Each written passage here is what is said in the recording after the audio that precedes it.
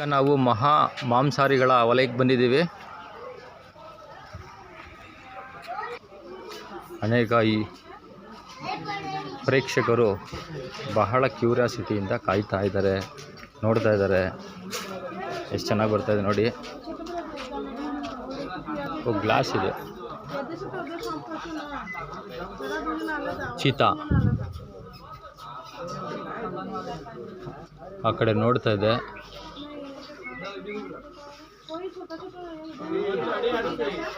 ಅಲ್ಲೊಂದು ಮಲಗಿದೆ. ಪ್ರಯತ್ನ ಪಡ್ತೀನಿ.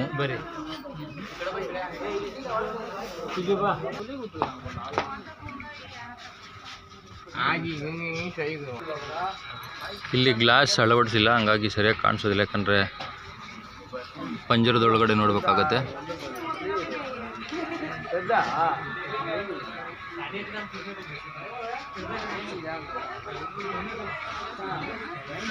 ತೋರಿಸುವಂಥ ಪ್ರಯತ್ನ ಹೋಗ್ತಾ ಇದೆ.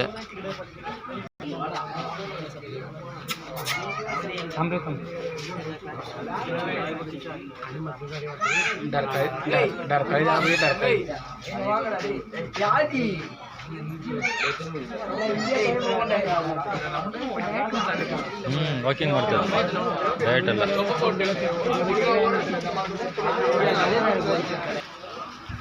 ಇದು ಹುಲಿ ಇರ್ತಕ್ಕಂಥ ಜಾಗ.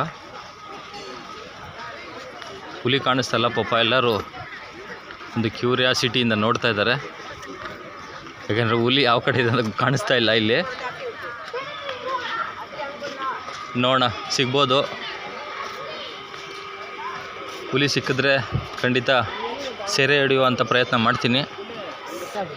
ಫೋನ್ನಲ್ಲಿ ಸೆರೆ ಹಿಡಿಯುವಂಥ ಪ್ರಯತ್ನ. ಈಗಾಗಲೇ ಸರ್ಕಾರ ಮತ್ತು ಝೂ ಅವರು ಅದನ್ನು ಸೆರೆ ಹಿಡಿದಿದ್ದಾರೆ. ನಾನು ಮಾತ್ರ ಫೋನಲ್ಲಿ ಸೆರೆ ಹಿಡಿತೀನಿ.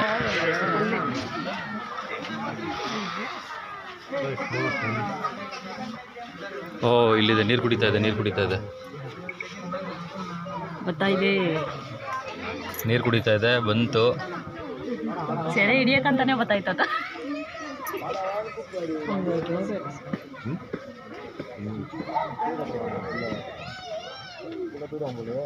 ಎಲ್ಲರೂ ಆಶ್ಚರ್ಯದಿಂದ ನೋಡ್ತಾ ಇದ್ದಾರೆ.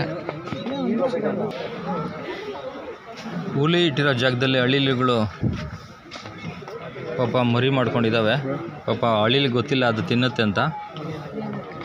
ಆದರೆ ಒಂದೇ ಜಾಗದಲ್ಲಿರೋದ್ರಿಂದ ಅವರಿಬ್ಬರು ಸ್ನೇಹಿತರಾಗಿರ್ಬೋದು ಅಂತ ನನ್ನ ಅನಿಸಿಕೆ.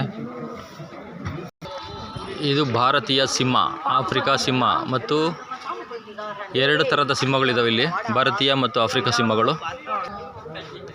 ಸಿಂಹ,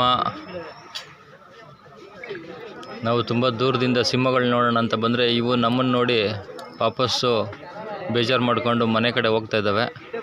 ಕಾಡಿನ ರಾಜ. ಇಲ್ಲಿ ಮಾತ್ರ ಬೆಕ್ ಥರ ಓಡಾಡ್ತಾ ಇತ್ತು. ಇಲ್ಲಿ ಏನೋ ಫೀಲಿಂಗಲ್ಲಿ ಸುತ್ತಾ ಇರೋ ಥರ ಒಂದು ಅನ್ನಿಸ್ತಾ ಇದೆ ನಮಗೆ.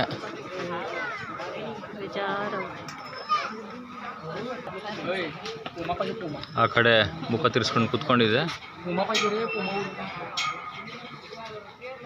ಕಾಡಿನ ರಾಜನ್ನ ಪಾಪ ಇಲ್ಲಿ ಝೂಲ್ ಹಾಕಿದ್ದಾರೆ.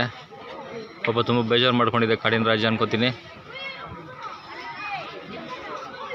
ಪಾಪ ಎಲ್ಲರೂ ರಾಜನ ಬರುವಿಕೆಗೆ ಮತ್ತು ರಾಜನ್ನ ನೋಡಲಿಕ್ಕೆ ಅನೇಕ ಜನ ಪ್ರೇಕ್ಷಕರು, ಶಾಲಾ ಮಕ್ಕಳು ಸಹ ಬರ್ತಾ ಇದ್ದಾರೆ ಝೂನತ್ತ. ಓಕೆ, ಮುಂದೆ ಯಾವ್ಯಾವ ಪ್ರಾಣಿಗಳು ಸಿಗ್ತವೆ ಅಂತ ನೋಡೋಣ, ಅಪ್ಡೇಟ್ ಮಾಡ್ತೀನಿ.